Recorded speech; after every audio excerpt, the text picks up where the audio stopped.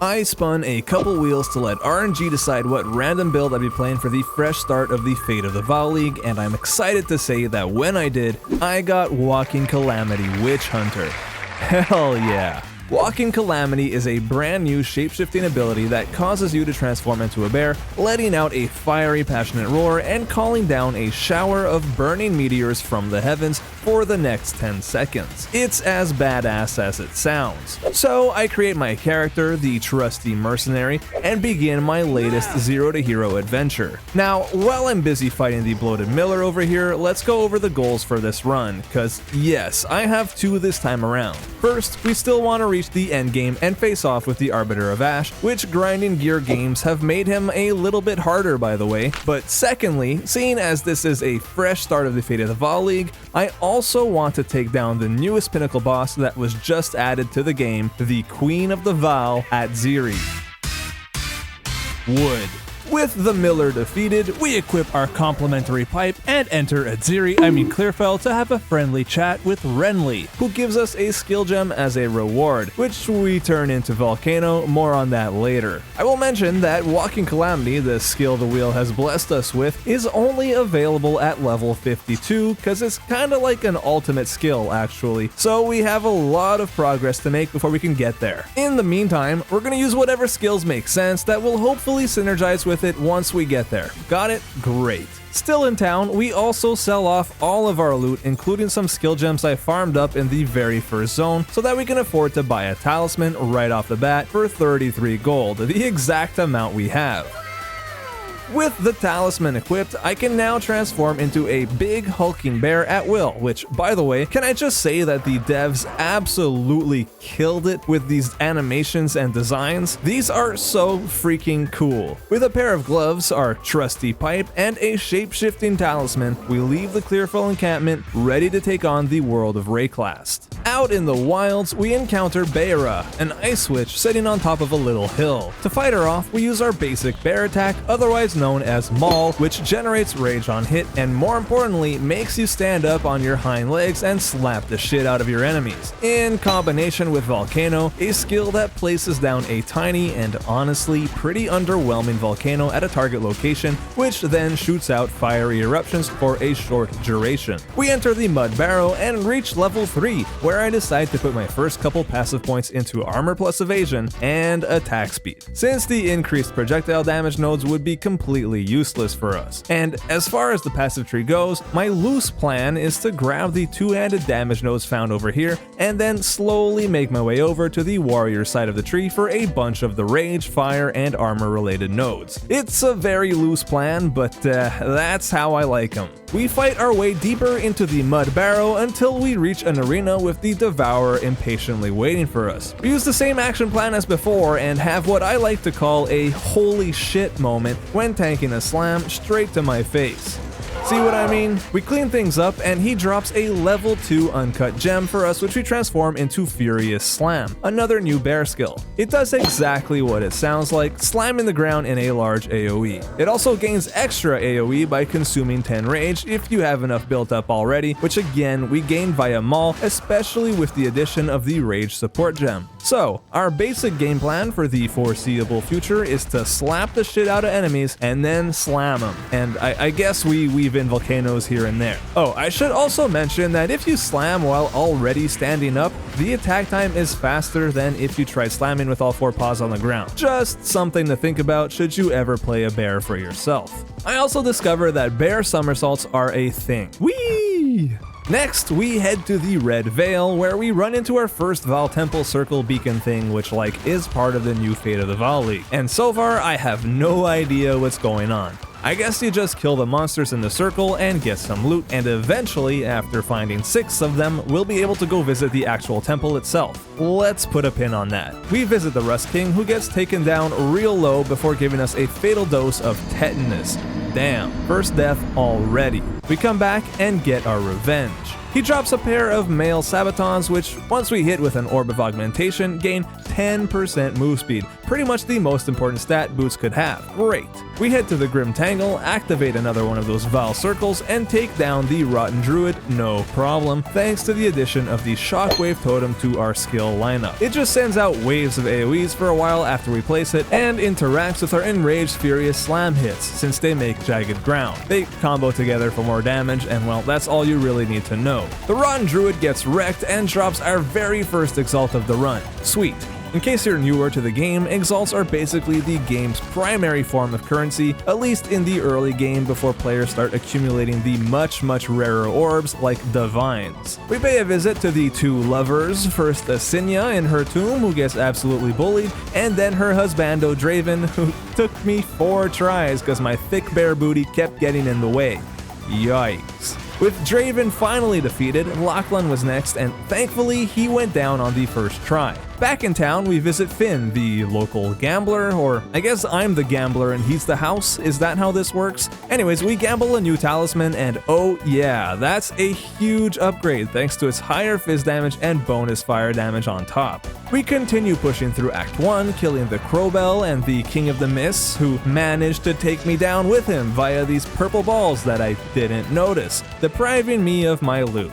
Yeah, I guess that one's on me. In any case, we still pick up the Gembloom Skull, which we turn into Herald of Ash for some much needed AoE clear. Now, whenever we kill enemies hard enough, they'll die with panache, blowing their neighbors up as well. Over in the old fields, we complete another Val Beacon, and this time a portal to the Val Ruins opens up. Let's check it out. So we enter the temple, I interact with a tablet, and now I get to build my temple using the rooms I've been supplied. Are these rooms any good? I have no idea. I run the temple, getting some basic crafting currencies along the way, and come across a couple exalted workbenches, which I use to add modifiers to my weapon for free. This results in an insane Act 1 talisman, with that second exalted bench hitting 64% increased fizz damage. That's crazy. And yeah, back outside of the temple, this thing is OP. The Executioner didn't stand a chance. We enter the mansion next and bring down the flaming statue Candlemas no problem, before running into the boss of Act 1,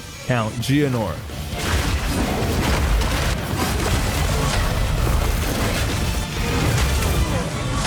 I get past the first phase more or less unscathed, but unfortunately I can't say the same for phase 2. I get frozen and, well, honestly, that death was kinda worth it. I come back, try again, and after a quick couple minutes of sticking to our simple plan, Geonor falls over and we find this body armor that's actually pretty damn nuts. It's got life, double res, and most importantly, 32 spirit. We don't even have an extra spirit gem to make use of that yet, but I'm sure it'll come in handy soon. And now we can make our way over to the sandy dunes of Act 2. But first, I'm feeling due for a power nap.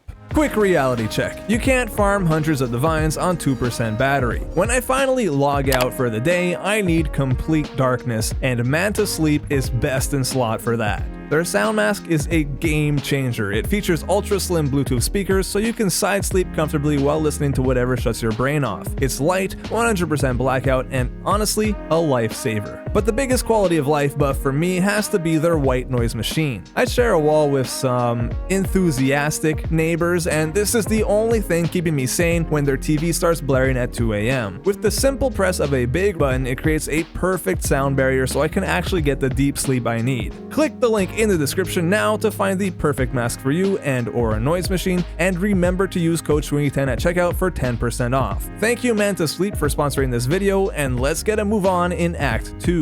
The first thing I do in Act 2 is try out the latest addition to our skill bar, Fury of the Mountain. This is a channeling ability that repeatedly slams the ground, creating fissures that branch out all over the place. When followed up with our trusty Furious Slam, they'll trigger once again to deal more and more damage. So we take our bear over to Wrathbreaker and absolutely demolish him. I mean, who would you have bet on? A centaur like Hyena Boy or our big burly bear? I'd definitely go for the bear. Here you can see our skill tree so far at level 17. Everything is going according to plan, we got the two-handed nose like we wanted, and we've also got some points put into AoE over here. Also, back at the caravan's resting point, we identify our haul and find this nice jade amulet with +1 to all melee skills, and a bit of rarity, which we immediately equip since we don't have an amulet to begin with. Awesome. We head to the Modern Quarry next, finding a couple more Exalted Orbs along the way and grabbing the Savage Fury Spirit Gem. Savage Fury gives us a new resource called Fury that builds up as we attack things. Once we're ready, we can activate it to gain a temporary buff, giving us more damage and onslaught for a short duration as long as we stay in animal form.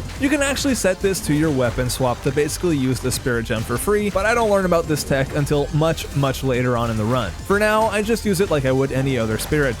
We take down the Engineer without a fuss and head to the Trader's Passage where we find our first unique of the run, an interesting level 5 buckler called Nocturne that nobody uses. Balbala, Baby Jamanra, and Azarian all fall over to the overwhelming might of our deadly bear. We pay Shamron a visit, keeping an eye out for any upgrades, and wait a second, this talisman looks pretty beastly. So we pick it up, give it some sockets, insert whatever runes we have lying around, and even slam it a couple times, resulting in this bad boy. Hey, not bad. We enter our second Val Temple of the run where we find a gem cutting workbench that lets us give one of our skills an extra socket for free. We use it on Furious Slam, adding in the Execute support gem for now. The double bosses that I am so used to giving me a hard time get rolled over thanks to our recent upgrades, and wow, can I just say this is already one of the most fun leveling builds I have ever played. The slams are just so satisfying and running around as a bear just doesn't get old. As far as our passive tree goes, we've now made our way over to the Icklottl's Inferno, making our rage also increase our fire damage, which I guess right now doesn't really do that much besides boost our fissures a little bit, but Walking Calamity will benefit from this down the line. We're playing the long game here.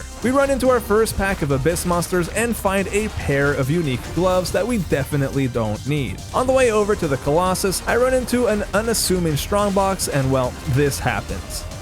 Thankfully, the Colossus fight itself goes way more smoothly, and he drops a lesser Jeweler's Orb, which would have been real exciting so early on if it weren't for the fact that we already gave Furious Slam an extra socket back in the temple. Oh well. Next, we decide to pay the Trials of Sekima a visit so that we can finally get ascended and turn into the Witch Hunter. We slam our way through the various rooms of this roguelite-esque mode and reach Rattlecage, the only thing standing between us and ascension. Honestly, it wasn't even close. Rattlecage crumbles under the weight of our bear slams, and we ascend to the Witch Hunter class, grabbing the Zealous Inquisition node, which gives enemies that we kill a 10% chance to explode on death, dealing physical damage to everything around them. I don't know about you, but in my opinion, this is the most fun node the Witch Hunter has, and you're really missing out if you're not using it. Back at our caravan, we identify our loot, and I discover these gloves with +1 to melee skills and attack speed, which when hit with an Exalt also gets added fizz damage. Don't mind if I do. Next up, we climb the spires of the Shar and face off with Torgal the Defiler, who actually put up a bit of a fight. It feels like our damage is starting to fall off. Hopefully we can find another talisman upgrade soon. In any case, there's only one boss left in Act 2 for us to fight, and that's none other than Jamanra. Honestly, I don't even know what to say about this fight. This was, by far, the easiest Act 2 Jamanra fight I have ever had. I am blown away with how strong this build is already. We start Act 3 with what can only be described as a new form of dance. I call it the Bear Bop. We bop our way over to the Walking Asparagus and cut him down before entering the Ziggurat encampment, where we cause a bit of a commotion. In the depths of the jungle, we come face to face with the pillar-wielding monkey who kills us not once, not twice, but 4 times before I finally manage to have a clean fight where I don't get locked into a long slam animation at the wrong time. Even deeper into the jungle we go, where we find a Researcher's Strongbox, which drops our very first Chaos Orb of the run. Nice. At this point in the league, on day 3 or so, Chaos Orbs are nearly 1-to-1 versus Exalted Orbs, but later on in the league, these will be worth considerably more, so it's pretty sweet to get one already. We pick up some Venom in the appropriately named Venom Crypts, and grab this cluster of Rage Generation nodes with our passive points, since we really do want to lean into Rage for a Walking Calamity, which we are getting closer to. Next, we enter the Azak Bog and try to take down Ignakduk, the Bog Witch. It's a relatively long fight, taking us just over a minute, and I'm really feeling like our damage has stagnated. We need a weapon upgrade ASAP. Thankfully, after gambling for some weapons from our friend Alva over here, we end up with this new talisman with a plus 11 to maximum rage implicit and 61 to 117 fizz damage on it. After crafting it with some sockets and a couple exalted orbs, we end up with this beauty, giving us about 30% more damage. Awesome. The Chimera is next on the chopping block, and he drops an inscribed ultimatum for us, which will let us enter the Trial of Chaos so that we can get our second set of ascension points, which we will get to very soon. But first, we head into Jikwani's Machinarium to take down both Blackjaw and Zikoatl. Blackjaw was really nothing special, but Zikoatl, on the other hand, it dropped some unique lizard scale boots, which are bushwhacks. These are actually pretty useful right now, giving us more move speed than we had, and this line here that makes our physical damage pinning. Pin is a pretty straightforward mechanic that stops enemies in their tracks for a short duration once their pin threshold reaches 100%. So yeah, after some quick passive tree respecking to gain more dexterity, we make the switch. Now it's time for the second trial, the Trial of Chaos. Into the temple we go, clearing out rooms full of enemies as well as escorting a statue to its pedestal. Seriously, who keeps moving these? I could have sworn I left it in the right spot on my last run, before finally having our 1v1 with Chetza, the Feathered Plague. Considering the lightning arcing throughout the arena as well as the bloody hearts exploding on us, I'd say the fight went really well. The Blackbird draws its last breath and we collect our juicy rewards, this Soul Core of Takati, which is a socketable that can give us Chaos Res if we want to use it, and of course our 2 new Ascendancy points, which we put into Pitiless Killer, giving us Culling Strike. Culling Strike is a passive bonus that kills enemies at higher life thresholds than normal, meaning we kill things faster. Lovely. Back in town, we also ID this amazing body armor that we got in there, giving us dual res, 78 life, and 38 spirit. A straight upgrade from what we've been wearing. Next, we go kill the Queen of Filth, and you can sort of see how the Culling Strike works considering she died slightly before reaching 0 HP. Honestly, our damage is high enough that it's kinda hard to tell, which I guess means we're doing alright. At this point, we add one more skill to our skill bar, Ferocious Roar. This skill causes our bear to let out a ferocious roar, granting us rage based on the quality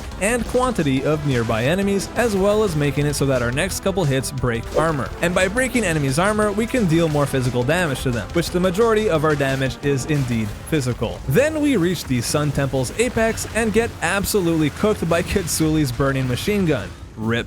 We try again, this time respecting the machine gun and properly taking him out. Having now been transported thousands of years in the past, we explore the ancient Val civilization with Alva, and well, Alva runs her mouth as she tends to do, and Viper is having none of that.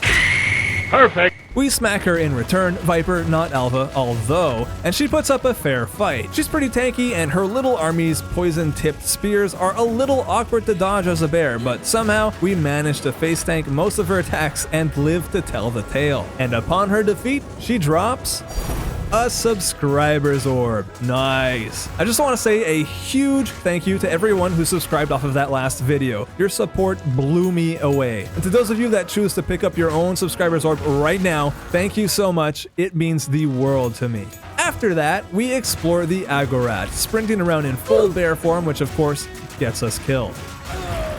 We stab some poor unfortunate souls still beating heart with our recently acquired sacrificial dagger and gain some skill points, which let us grab the Molten One's gift node over on the tree, which makes it so that our armor break also increases fire damage taken by enemies, which again is all just a big setup for Walking Calamity. We wrap Act 3 up by exploring the Black Temple and having an uneventful battle with Doriani, who's honestly just a damage sponge these days. Upon his defeat, he drops a Gem Cutter's Prism, which apparently we already have 4 of, so I use them all on our Furious Slam to max out its quality, giving us increased stun threshold while slamming, which should help us get stunned mid-slam way less often. Good stuff. Act 4 begins in King's March, where after meeting the one and only Ange, we can finally start buying and selling gear. For our first purchase, why, we're getting ourselves a new talisman, of course. One with much more fizz damage than our current talisman, although less maximum rage. In any case, this new weapon gives us another 30% damage boost for the low price of a single Exalted Orb. With our new weapon equipped, we set out to the open seas and pay a visit to Kedge Bay, where we find a unique ring that we don't need, clearing bigger packs of monsters than we have up to this point, which I gotta say, very satisfying, and face off with Captain Heartland, who gets destroyed. For some reason, after taking care of the Delirium pseudo-tutorial and returning to town to hand in our quest, we get a level 13 uncut skill gem, which is super weird because we're only like level 44 right now or something, whereas this gem turns into a skill that needs level 52. Like I said, weird. I'll hold on to it for now, but yeah, the plan is definitely to turn it into Walking Calamity. We head over to the prison next and enter another Val temple, except this time when setting up the rooms I want to visit, the portal shifts over and we're introduced to the full mechanic. Honestly, I don't even know what the difference is. We do come across this gem cutter's workbench though, which gives quality to a skill gem, and well, now's the time to turn that skill gem into Walking Calamity. So that's exactly what we do, and it gets 5% quality in the process. Nice. We still need a few more levels before we can actually use the skill, but I'm really looking forward to it. Back in the prison, we face off with none other than the prisoner, who healed way more than usual after each ballista impalement, apparently due to a bug which was very perplexing at the time. Anyways, we won the war of attrition and set sail for the Isle of Kin next, where we slammed our way through hordes of little gremlins. The Gremlin King himself tried to stomp us out, but ultimately failed as we're just much too tanky for him with our 1k life pool. We slam our way through Act 4, making some shark fin soup, not letting Diamora turn us completely into stone, and rescuing Matiki from Big Bird over here. Wait, isn't Matiki usually hanging out with Krutog? Did they move him? Well, in any case, we head to the Halls of the Dead next, slurping down some voodoo juice and getting sick tattoos, bro. We prove our strength to Hinekora by out DPSing ADC Wukong and make our way through the final stretch of Act 4. The peaceful city of Erastus goes to shit after some wizards try to stop us from leaving the chapel, and we make our way through the island, hitting a huge ass bell for a guaranteed triple Exalted Orb drop and face off with Torvian. We had one close call with his bouncing boomerang attack, but eventually gave him the smackdown. We charged through the excavation area and come across Benedictus, the first herald. Sure, we had to do some boss mechanics, but he never really posed a threat to us. Tavakai finishes him off, and we make our way into the inner sanctum of this cave. We make fun of Tavakai for walking a little funny, and in a fit of anger, he decides to stab us in the back, stealing our fancy spear we'd been assembling throughout this entire act. Douche. Before wrapping things up, we pick ourselves up a new level 52 talisman with lots of damage, increased elemental damage, and mana leech, which yeah, we can't equip just yet, but with the magic of editing, check it out. We're level 52 now, and you know what that means. It's finally Walking Calamity time. So yeah, I put the skill on our hotbar, and now's I guess a good time to mention that Walking Calamity is kinda special, in that it requires something called glory to be able to be cast, and the way Walking Calamity generates glory is by us gaining rage while already at maximum rage, at what I believe to be a 1-to-1 ratio. So, in order to even try the skill out, we gotta go get our rage on. So we run into our first pack, and why am I like this? Okay, we get some rage, and here we go. Yo, that looks sick. Now, we don't have 100% uptime on this yet, but so far this skill has me very excited. I love the meteors raining down from the heavens. I think it looks super cool, and I definitely feel like more of a badass. And as far as our support gem setup goes, we're running Walking Calamity with concentrated area for more damage, prolonged duration so that the meteors rain down for longer, and elemental armament 2 for more damage. Pretty straightforward. Alright, there's only one boss left in Act 4 for us to test our new skill against, Tavakai. Holy damage! With Walking Calamity plus our Furious Slams and of course our new weapon upgrade we were able to equip, goddamn, we are cruising. Next up, the interludes. So, interludes, yay! These are smaller mini acts that you can complete in any order you choose, and well, this time I just decided to do them in the traditional order from left to right, starting off in Ogum. We enter the Burning Fields where I make 2 discoveries, or well, one's a discovery and the other is more of an observation. The discovery is that by using our Ferocious Roar paired with the Raging Cry support gem right in front of a boss's face, we get maximum glory and can cast Walking Calamity right away. And if it runs out before the boss dies, we can just roar again. The observation is that Walking Calamity is pretty damn OP. Like, I'm not complaining, obviously, but yeah, this feels pretty busted, not gonna lie. We blitz through the interlude, burning the Scythe chick, getting our Calamity gem fully qualitied up, destroying the Warden with a single cast of our meteors, and finding a pretty sweet jewel with fire damage and skill effect duration, which we immediately socket into our one and only socket on the passive tree. We burn down the Holton estate and incinerate the dual bosses that mark the end of this interlude. 1 down, 2 more to go before we can really start cooking in the endgame. Before starting the second one though, we get another small round of upgrades. First, a couple rings with life and resistances were missing, each for an Exalt or 2, as well as a new belt which gives us more life and finally caps our LE reses at 75. With our build substantially more well-rounded, it's time to head back into the desert where we find not 1 but 2 Orbs of Chance, which I decided to attempt to turn into a relatively meta-unique helmet called Constricting Command. Unfortunately, it would seem luck is not on our side today. No matter, we push through the interlude, taking down the Cobra Lord and getting a Rislatha's Coil from the 2 bug bosses, which I believe is one of the more rare uniques in the game actually. To my surprise and dismay, it turns out it's not really worth much at the end of the day, only about 7 to 10 exalts, plus this one rolled pretty poorly. We cap this interlude off with our fights against the Fire Beast, who's naturally resistant to fire damage, and of course, our Calamity does fire damage, so yeah, one of the longest boss fights we've had in a while. He goes down, and now only Prince Asmati remains, which well, he doesn't remain for long, but hey, at least he left us a present.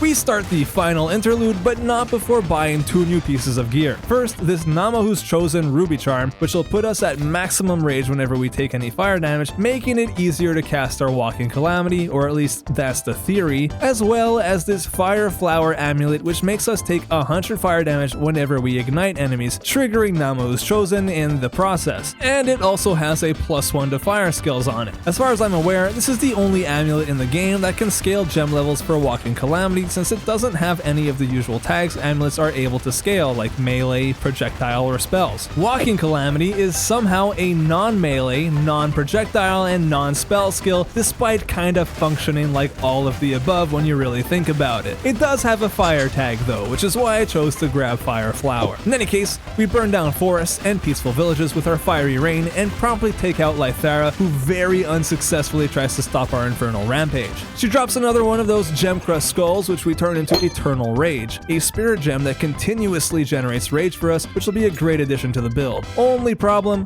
we don't have enough strength. Oh, it also reserves a whopping 100 spirit, so we'll have some tough choices to make ahead if we want to actually use it. Next, we enter another one of those new Val temples, and this time we're actually able to add rooms that connect with the Architect's room. So we go pay him a visit, and wouldn't you know it, he barely puts up a fight. I'm sorry. After defeating him, we get to hack into his Switch 2 and place some new special reward tiles in pre-designated locations. Fun. Also, when we leave the temple, pretty much all of our room progress gets wiped clean. Double fun. We melt a Yeti, buy a new pair of armor boots with 30 move speed and 32 strength so that we can fit in our Eternal Rage, and yeah, we also removed 2 spirit gems that I never even bothered mentioning up until now, Time of Need and Attrition, both of which weren't really doing much if I'm being honest. So now, even when we're just standing still here on all fours, our rage fills up and then our glory fills up and we can start casting Walking Calamity pretty much whenever we need it. Awesome. We use this new tech against the Frozen Bird and then pay the Elder Maddox a little visit, and yeah, he has a little surprise for us. These cool unique gloves called Aris Fane's Wings, which grant us attack speed, intelligence, and decimating strike, which straight up was the next thing we were gonna grab on the Ascendancy tree the next time we ascended. Well, with these bad boys on, we get to enjoy decimating strike early, which yeah, in case you don't know what it is, and I mean, unless you've played a Witch Hunter before, why would you? It's a passive buff that makes it so that the first hit any enemy takes while on full life will do an extra 5 to 30% of their max life and damage. So yeah, against bosses, this can be a huge damage boost, but it's pretty random, which like, is random not the name of the game with these runs? I think so. So with our new gloves equipped, we wrap up the third and final interlude with our fight against the two blood priests, Zelina and Zolan.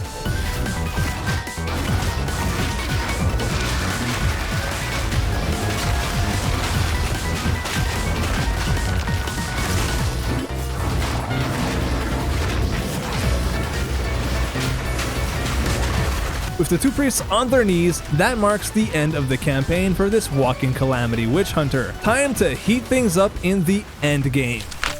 Alright, as mentioned way back at the start of the video, we've got two objectives here this time around. First, we want to take down the Arbiter of Ash, which can be accomplished by killing his 3 lieutenants found in citadels, each dropping crisis fragments, aka keys, which we'll find way off in the distance on this giant, infinitely expanding map called the Atlas. Our strat for finding these 3 bosses is to go in as much of a straight line as possible, clearing harder and harder maps until we find beams of light through the fog that'll point us towards the 3 citadels we need to clear. Once we get all 3 crisis fragments, we can take them over to the Burning Monolith, where our duel with the Arbiter of Ash will take place. The second goal we have is to face off with Atziri, the newest boss added to the game. To fight her, we'll have to keep engaging with the Val Temple mechanic, building up temples and fighting the Architect over and over until we spawn a room called the Royal Access Chamber, which will give us another key to enter Atziri's room, where she's busy communing with the beast. Jazarus was right. I think that Atziri communing with the beast means that she was going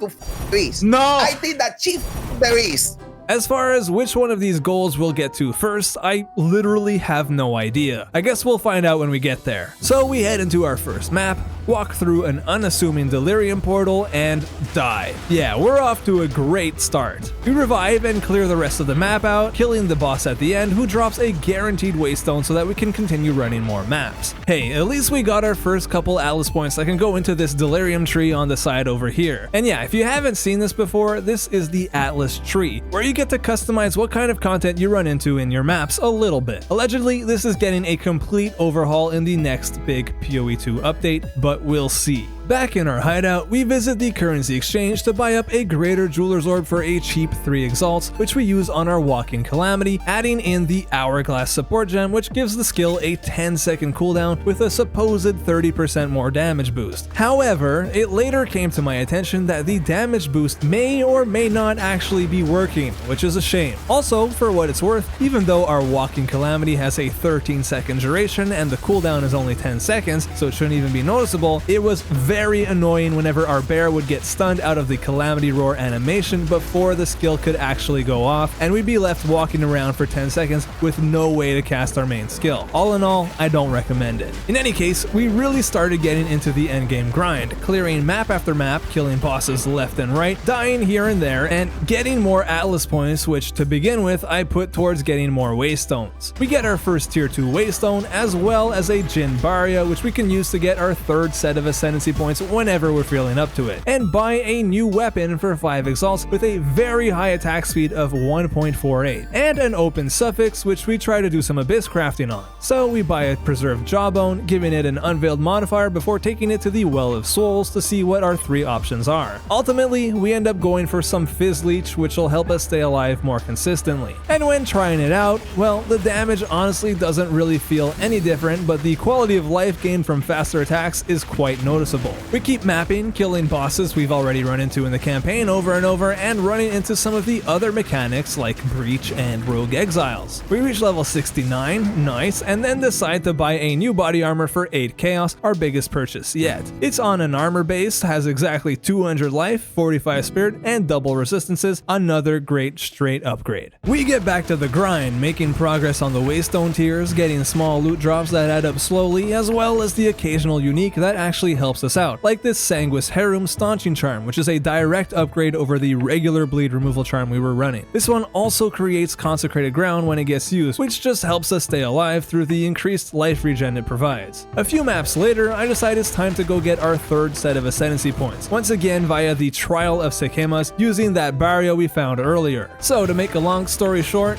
We freaking demolished it. I mean, floor 1 was a piece of cake and we got lucky with the boons Balbala offered us after wrecking Rattlecage. Scry and Crystal and Ornate Dagger, we were set. Floor 3 is where we started to take a little bit of damage to our honor bar, but thankfully we were tanky enough and I had the foresight to buy some honor resistance relics before heading in. The big scorpion got roasted over an open fire, and now we get to ascend for the 3rd time, grabbing the Judge, Jury, and Executioner node, which gives us that Decimating Strike passive ability, which we already had on our gloves, meaning that now we can wear some decent gloves again. Back in our hideout, we identify our treasure trove, and I noticed this pretty decent stellar amulet with a high life roll, 38 spirit, 25 cast speed, and a total of 23 to all attributes. This amulet is a really nice find, and honestly, if I wasn't set on using the fire flower, which can help us get our rage up more consistently, I'd consider using it myself. In any case, it's got an open suffix, so I toss a Nod collarbone on it and take it to the Well of Souls for the big reveal.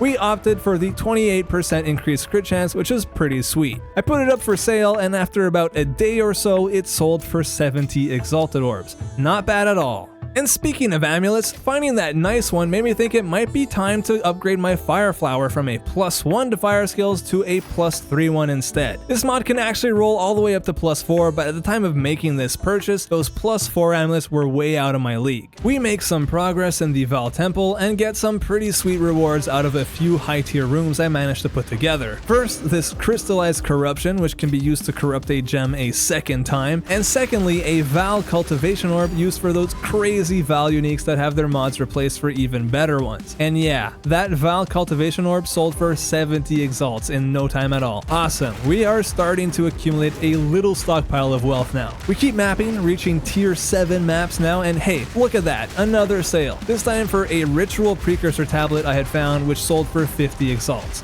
Nice. Which, speaking of, I've been running any breach tablets I've been finding myself just because I love the extra density of monsters breaches add to my maps, and well, it leads to me getting way more experience per map than without them. Like hell, in this map here, I somehow leveled up twice in it, bringing us to level 76, which is crazy. And as far as where I'm putting my passive points now, well, I've done a pretty poor job of keeping you up to date, so let's catch up a bit. I've put quite a few points into Glory Generation to be able to cast our Walking Calamity as much as possible, while also giving us some nice little bonuses like a big heal when we use our Glory from the Invigorating Grandeur node, as well as a nice temporary damage boost coming from Thrill of the Fight. I'm also investing points into Rage, of course. Ignore Pain and Battle Trance are great, but Vengeful Fury in particular is nice because it gives us much more armor, which is our main form of defense right now. I'm also grabbing these Warcry nodes for a faster roar, and finally some resistances since we aren't res capped without them yet. And just now, I was able to finish up this fire cluster up here, which makes us do more damage and gain more armor while we ourselves are ignited, while also making it so that whenever we ignite an enemy,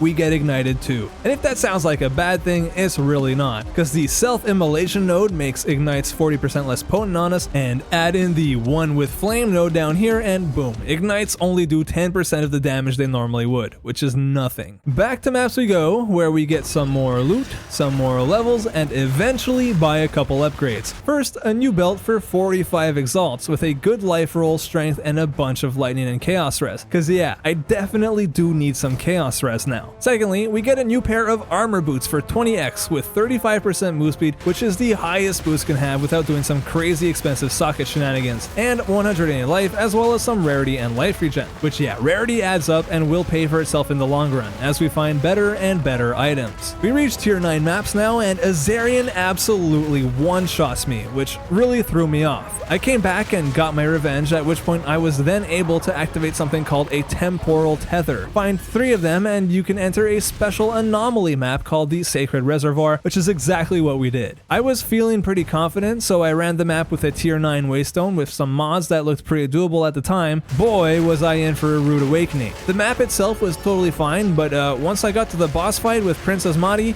homie completely destroyed me. I mean, utterly tore me a new one. I didn't stand a chance. I used up all of my revive attempts and got closer each time, but there was no escaping his one-shots. Well, that was unfortunate and kind of a wasted opportunity because, man, in case you don't know, this dude is guaranteed to drop one of 3 lineage support gems, which are just like unique support gems, and one of them, Garukan's Resolve, is worth over 20 divines. I mean, it's incredibly rare, but not impossible. So yeah, it's a bit of a shame. Oh well, lesson learned. Don't make these anomaly maps harder than you need to. In order to make the best of my misfortune, I decide that now is a good time to buy my next talisman upgrade. Introducing Blood Branch Jade Talisman, a 550 physical DPS weapon with a bonus 116% increased LE damage with attacks on it, which I bought for 70 exalts. Not too shabby. And to make things even better, I also went ahead and splurged on a perfect Jeweler's Orb for 52 exalts, putting our Walking Calamity at the maximum of 5 sockets, finally. And as for which support to throw in there, I go for Fire Penetration 2, which makes the skill completely ignore enemy fire res. Great for those annoying bosses with high fire res like the Fiery Beast or that one annoying prick from the Molten Vault map. We run some more maps and enter the Val Temple once more, where we get not one, but 2 Architect Orbs to drop, worth 59 exalts each. These are basically the special Val Orbs that let you double corrupt items. A really nice find. A few maps later, I face off with the annoying prick I was just talking about, and yeah, our damage is way better now. Except, what the hell was that?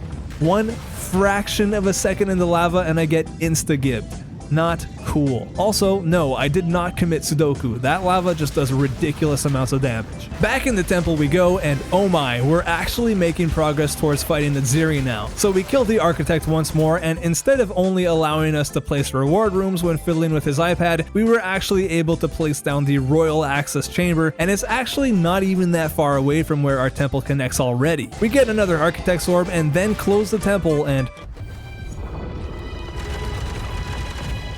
oh great, it's all gone. Gee, thanks. Well, to clarify, the Royal Access Chamber we just placed is still there, but we gotta make all that progress again to be able to connect it to Atziri. They sure didn't make fighting Atziri easy. In any case, we get back to the grind, completing higher difficulty maps, now reaching tier 13s and accumulating a small fortune. Well, roughly 3 divines to be exact, which I'm saving up for something very special that's still a little bit too expensive.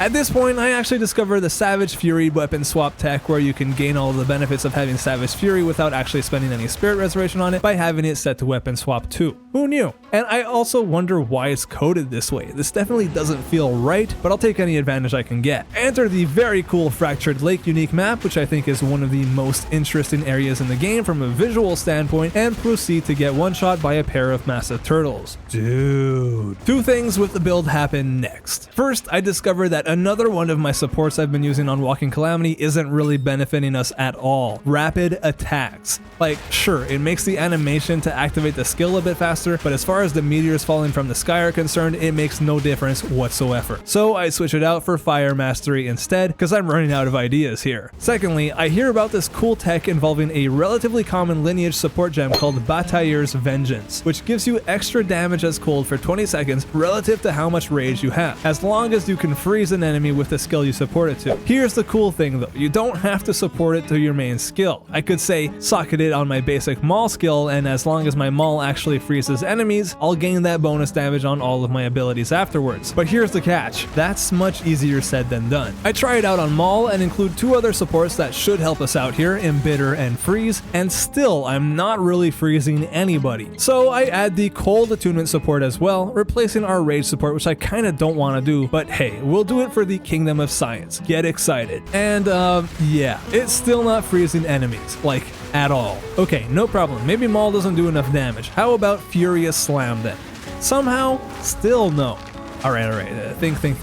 What would a good build maker do? Oh wait, I have an idea. How about Fangs of Frost? I know for a fact that Fangs of Frost has a great chance to freeze, but it would require us to buy a strong spear and probably mess with our passive tree. Hold on, the druid didn't just add bear skills, it also added wolf skills too, and those are cold based, right? Are any of them any good at freezing? Let's check. Holy cow, Lunar Assault has 436 more freeze buildup on it, and we wouldn't need to change anything about the build. Yo, this is perfect. So we try it out, and lo and behold, it actually works. You can tell because we're actually getting the buff icon here with the countdown whenever we freeze enemies. And sure, it's a little awkward switching between wolf and bear form to try and keep it up, but you know what? I can live with it. We run a couple more maps with our new setup and things are looking good. We can't really freeze bosses so much with our Lunar Assault, so the buff doesn't really help us with those, but hey, T14 and soon to be 15 bosses are dying in like 10 seconds or less. We're doing fine. And to my surprise, when I went to go check on our Atlas progress, there it was. The first beam of light, lighting our way to the Iron Citadel. Notice how I said I earn this time instead of Iron? Thanks guys, I had no idea I'd been saying it wrong my entire life. It does make me wonder what else I've been pronouncing incorrectly. Ignorance is bliss, as they say. Now, before we make a beeline over to that Citadel, I do want to get a few more upgrades. First, this awesome Stellar Amulet for 100x with High Life, 49 Spirit, Strength, and Chaos Res to get us closer to that Chaos Res cap, and because I think Fireflower gets outclassed by being able to add in both Vitality and Cannibalism supports to our Spirit setup, giving us some much needed life sustain. Secondly, we pick up this new helmet for 75 exalts with High Armor, High Life, some Res, and most importantly, the 42% of armor applies to LE damage mod, which will make us quite a bit tankier. And lastly, I want to get our final set of Ascendancy points. Now, traditionally, I've always opted to go for the Trial of Sukemas for my last 2 points, but this time we're changing things up. You see, I've never fought the Trial Master in either game, so I really want to give him a go. Now, unlike the Trial of Sukemas, you can't just waltz on through all the rooms and fight him just like that. No,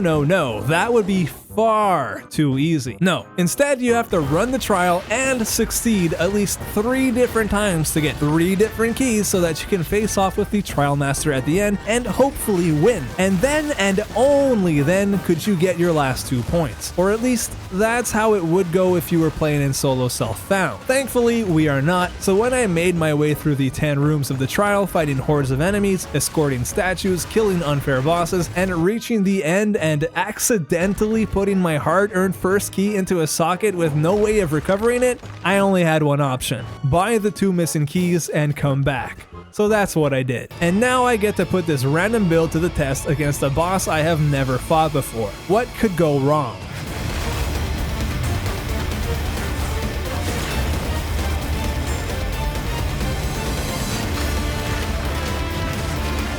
Thankfully, nothing.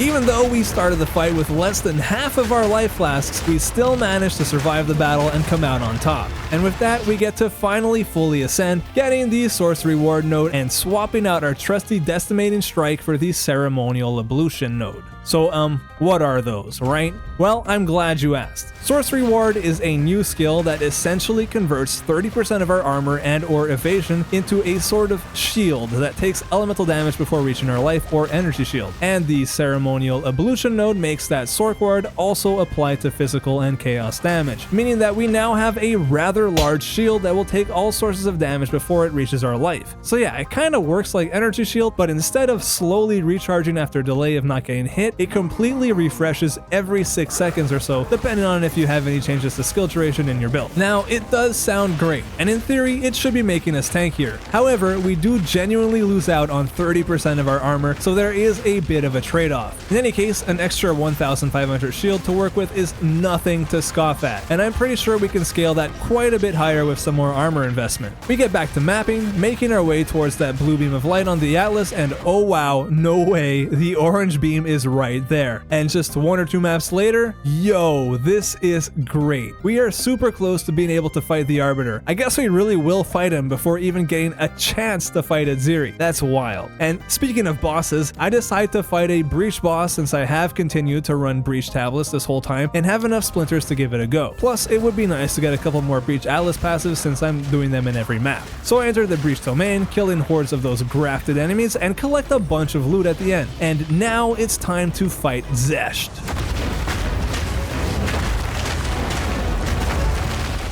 All in all, not so bad. I dodged his attacks and used my meteors as much as possible, and after a minute of this back and forth, we came out on top. We got our new Atlas points we wanted and a Choir of the Storm too. Too bad it's not really worth anything. And after running one more map to secure ourselves our very first tier 15 Waystone by killing good old Crowbell, since our last T14 powerful boss bugged out and didn't drop us a Waystone at all, we can finally enter the Iron Citadel. Which, yeah, we kept the Waystone at 1 mod so that we could get as many revives as possible. I think I learned my lesson from that Asmati fight earlier. At least, I thought I learned my lesson. What is happening? Why is Geonor freezing me to death over and over? My cold res is capped, and sure, the Waystone had 29% of damage as extra lightning, but really? I'm getting destroyed here. I keep reviving, trying my absolute hardest to dodge all of his scary mechanics, and still I'm getting wrecked. Shit, please don't make me have to go find an entire other set of citadels. I thought for sure we were ready for this. Also, F to my XP bar. Damn, this is rough. With just 1 life remaining, there's only one thing I can do. Lock the in.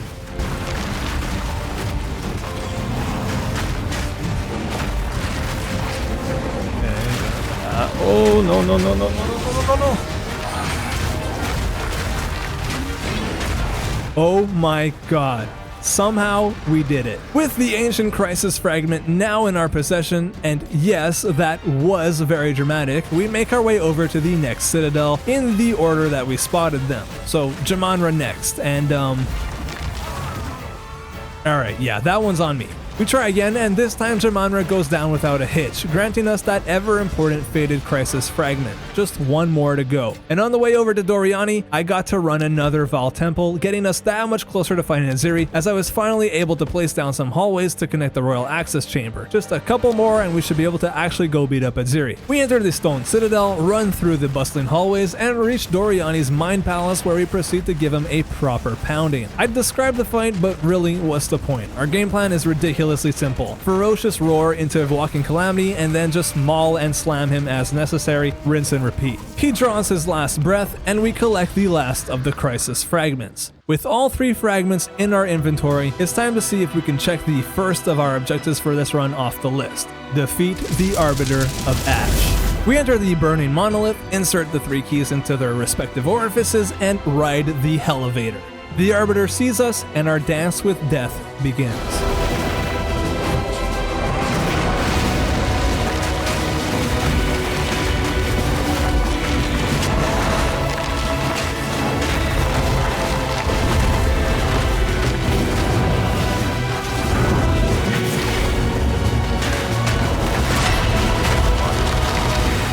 And I do mean a dance. He goes into a very early corridor phase, followed up by the meteor phase, which ends up being a huge pain to deal with because our bear is just so very big. Bruh. No matter, whatever doesn't kill us just makes us stronger or something like that. We try again, and this time, instead of staying in bear form for the whole fight, I make a point of switching back to human form for both the corridor and meteor phases because it's just easier to control, really. We get him down to phase 2 where he resets his HP to full now. He didn't used to do that, and yeah, my fat bear ass gets caught in the meteor beam combo.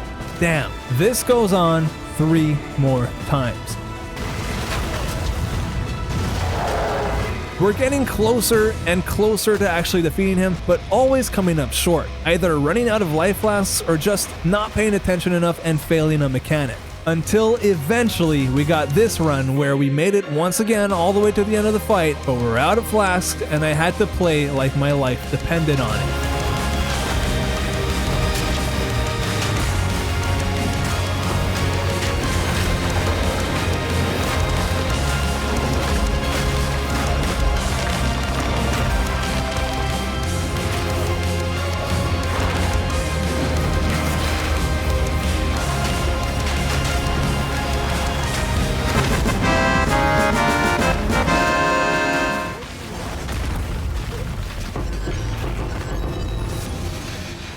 Would you look at that? The Arbiter is down and he left us a present. A very cool unique chest called Morior Invictus. Let's ID it and holy crap. This is a huge hit. Life, Chaos, and Eli-Res per socket is possibly the best combo we could have gotten. This is sick. Let's see how much it's worth. Oh my god. No way. This is like 9 or 10 divines right now. Holy. It's about freaking time we hit something big. I mean, seriously, we've not gotten a single drop that was worth a divine or more so far. That's pretty damn unlucky. But this right here, this makes up for it. The question is, do we sell it or do we use it ourselves? Well, I decided to try it out myself and buy some other gear to make it all fit, and after all of that, you know what? I didn't like it. It felt like a side grade at best, so instead, here's what we're gonna do. We'll put it up for sale, see how much we can get for it, and then however many divines we get back should be more than enough for some serious upgrades, particularly for a new weapon. For now though, I decide to call it a day and get some much needed rest. We wake up feeling refreshed and ready to go, and when I check my human vending machine, well, she's a human and she's vending, not selling humans, or at least not to my knowledge. Anyways, we check out our sales and hell yeah, our Morior Invictus sold for 8 divines. I immediately go ahead and use 4 div to purchase what I think might be the coolest unique in the entire game, Fury of the King. This here is a new unique talisman that has an absolute meteoric amount of fire damage, converts 80% of your fizz damage to fire, and grants exposure to enemies in our presence. Oh, I nearly forgot. It also turns our bear form into a freaking demon bear form instead. How badass is that? And it also gives us a brand new skill called Molten Crash, which does a sort of pseudo leap slam into a giant fiery volcanic crash that sends out a pile of fissures wherever we land. Dudes, this is sick. So we get to mapping, and holy fires, I freaking love it.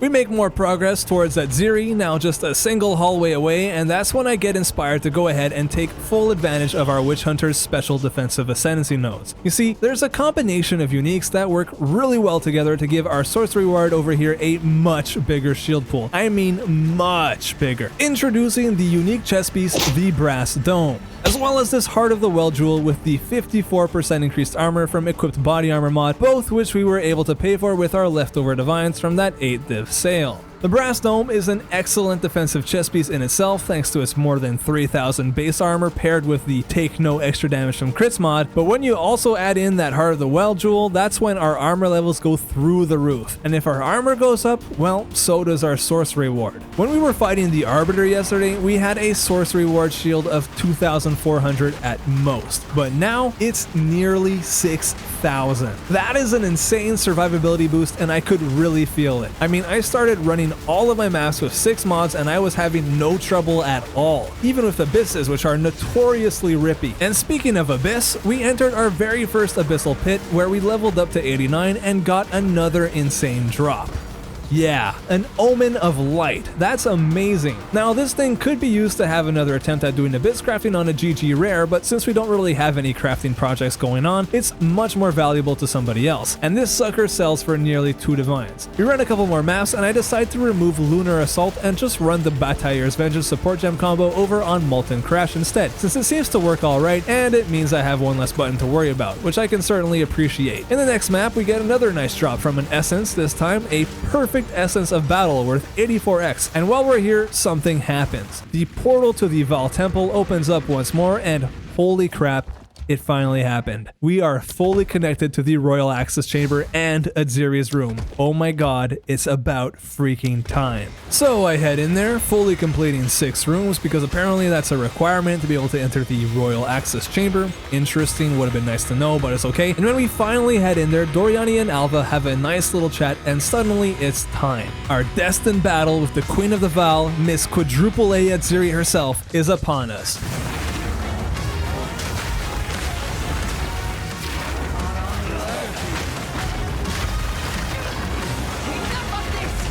I get her low, more or less unscathed, and then she disappears into this mirror-looking portal called the Cradle. Oh great, there's a phase 2. I knew this was too good to be true. I enter the Cradle myself, get a quick little 3x sale notification, nice, and she transforms into a freaking snake. This can't be good.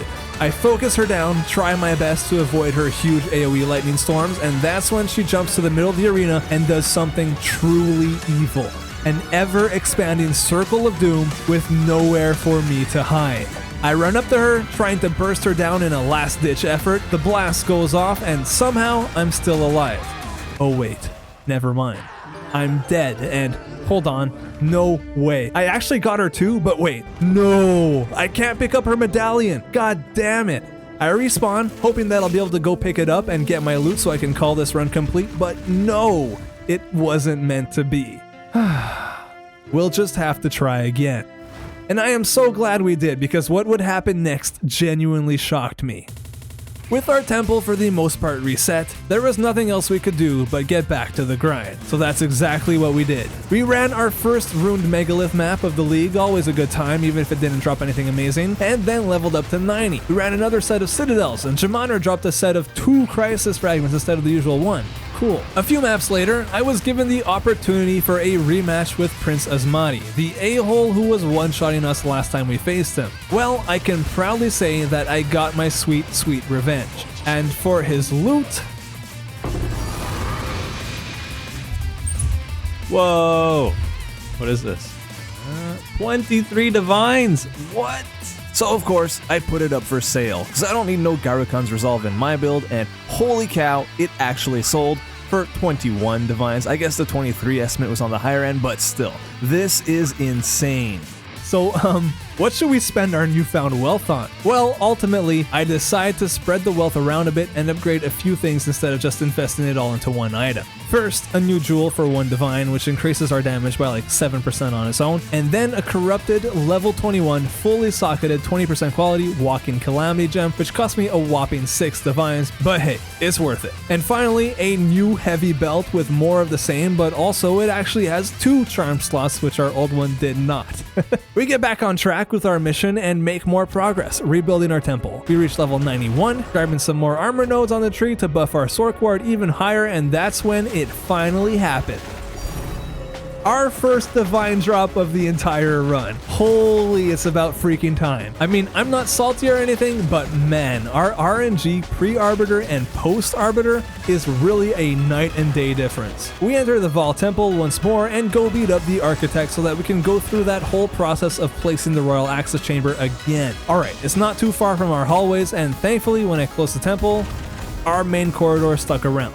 Good. We fight some Abyss monsters, and out of nowhere, wow, I don't even know what this is, but holy crap, it's worth 4 divines. Let's freaking go. And from the very same map, no way. Dude, this is crazy. What is going on here? Suddenly, we are getting lucky left and right. With my piles of divines adding up, I decide to make one final purchase. One last upgrade that will really take this random build to hero status. I'm of course talking about Rakiata's Flow. We put a buy offer up for 20 divines and head to bed. And the next day, when we log back in, it's ours. We socketed in, replacing our fire penetration, of course, and now it's time to truly finish this 0 to hero run. We keep building up our temple, trying to connect the rooms we need, getting scammed when we get 0 hallway tiles, leveling up all the way up to 92, my new highest level character for this entire series, and getting another really rare unique drop in the form of Kadiro's Gambit, a cool quiver that grants all your arrows random fun properties. And then, after this incredible journey, it was finally time for our rematch with Queen Atziri. She never stood a chance.